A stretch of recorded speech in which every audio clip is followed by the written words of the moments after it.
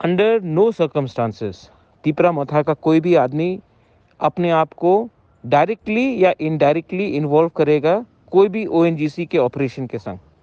अगर पब्लिक को कष्ट हो रहा है तो हमारा काम है पब्लिक के संग रहने के लिए, तिपरासा के संग रहने के लिए, कोई कंपनी के संग रहने के लिए नहीं। अगर किसी ने कंपनी के लिए बात किया तो as a chairman of Tipra Motha I will not tolerate it. आपका काम तिपरासा दोफा के लिए काम करने के लिए है। अगर आपने डायरेक्टली या इनडायरेक्टली किसी ने भी कहीं में भी ओएनजीसी के लिए काम करने का कोशिश किया है या उनको हेल्प करने के लिए कोशिश किया है जहां में पब्लिक खुश नहीं है, मैं उनके खिलाफ एक्शन लूँगा और मैं ये टॉलरेट नहीं करूँगा।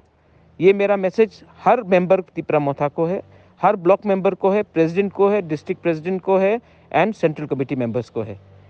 हमारा काम गवर्नमेंट में एडमिनिस्ट्रेशन करने का है, दफ़ा के लिए बात करने के लिए है।